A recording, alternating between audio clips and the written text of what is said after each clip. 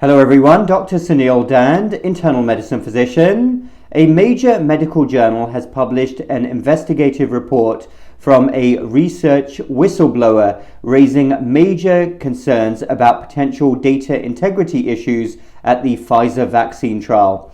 This was published this week in the British Medical Journal. The link is down below. And what's in the article is truly shocking. I'm going to go over it in a moment. But following a recurrent theme, I've raised this issue before. It is not American publications, whether it be the media or medical publications, that are raising legitimate concerns and asking the right questions. It falls upon overseas publications yet again to do this. The British Medical Journal is the leading journal in the United Kingdom and also very well known internationally. They do very thorough and investigative articles and reporting.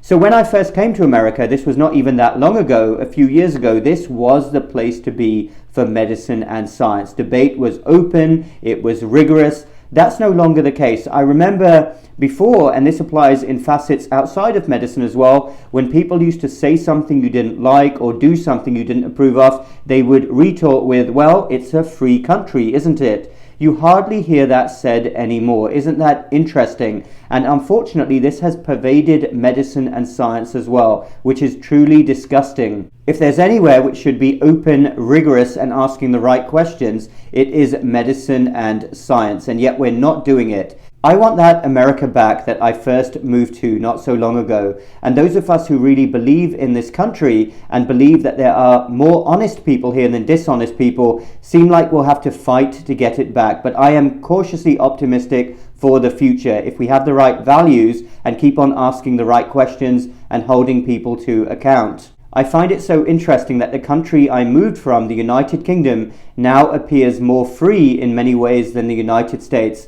All Americans watching, get onto this. You had some cherished values and you cannot lose them. Speaking of the United Kingdom then, let's go over this British Medical Journal article. COVID-19, researcher blows the whistle on data integrity issues in Pfizer's vaccine trial. Revelations of poor practices at a contract research company helping to carry out Pfizer's pivotal COVID-19 vaccine trial raise questions about data integrity and regulatory oversight.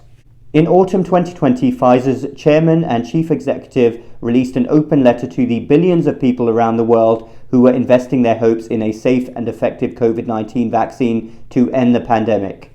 But for researchers who were testing Pfizer's vaccine at several sites in Texas during that autumn, speed may have come at the cost of data integrity and patient safety. A regional director who was employed at the research organization Vantavia Research Group has told the BMJ that the company falsified data, unblinded patients, employed inadequately trained vaccinators, and was slow to follow up on adverse events reported in Pfizer's pivotal phase 3 trial.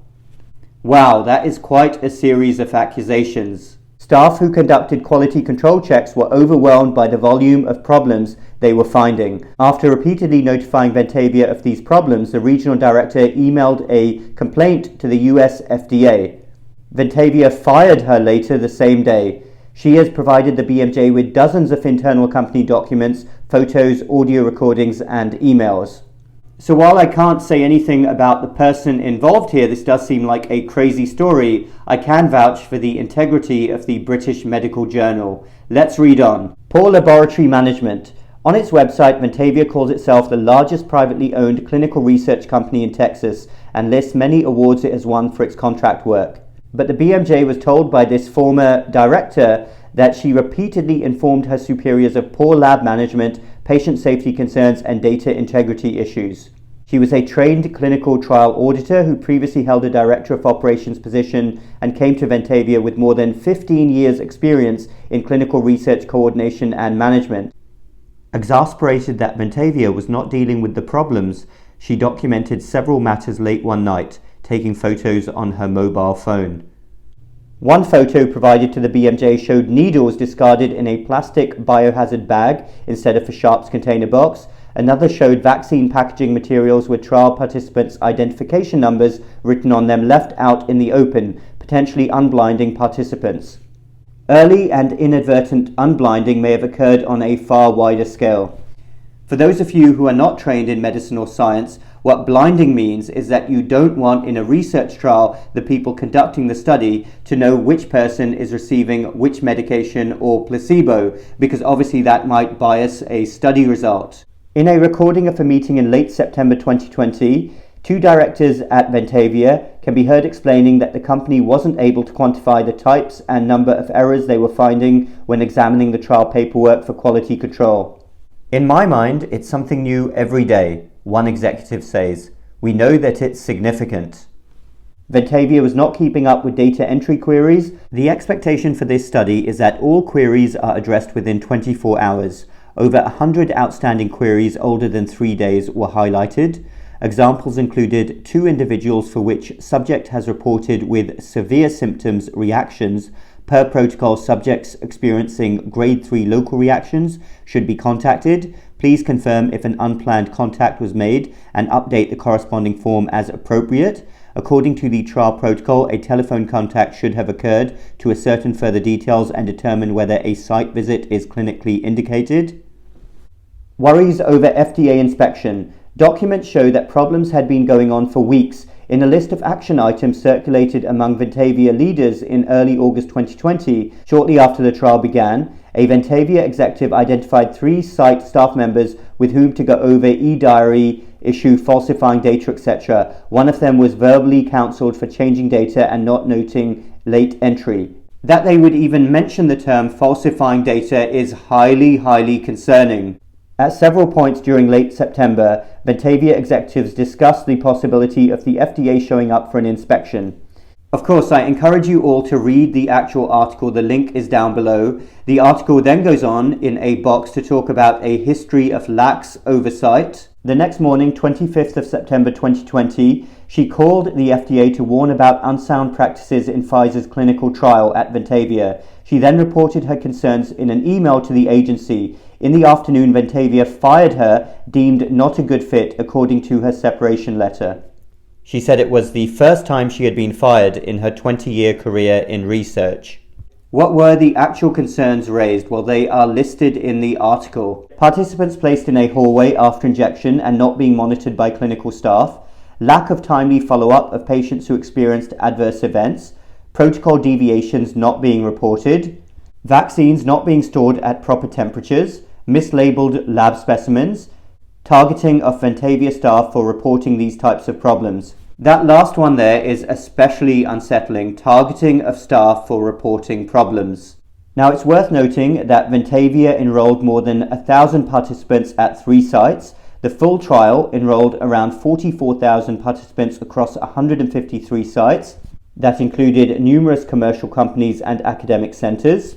So if Ventavia, as one of the largest companies, is doing these types of things, the other natural question is, are other companies doing similar things without the necessary oversight? So after she sent the email raising her concerns, she received an email from the FDA thanking her for her concerns and notifying her that the FDA could not comment on any investigation that might result.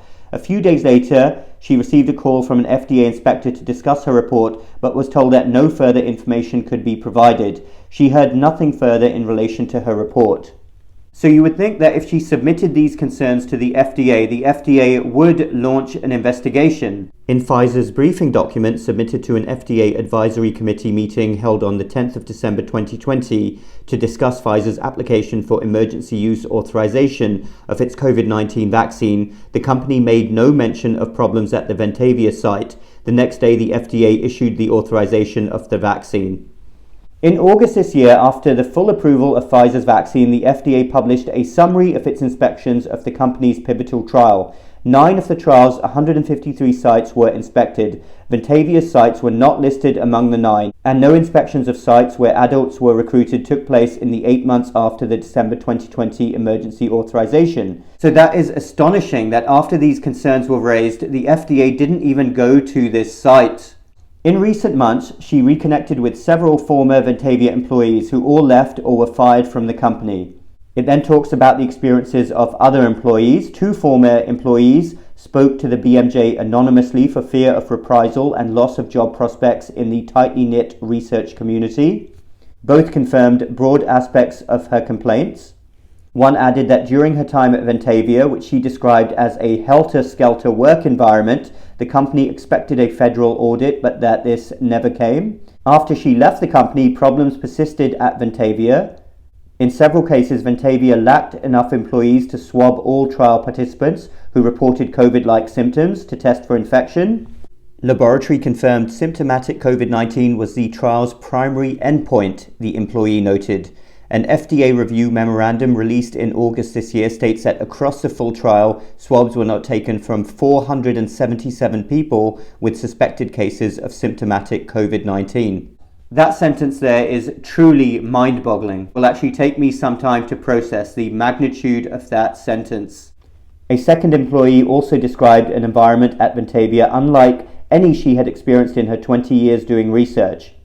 The article then concludes with this paragraph.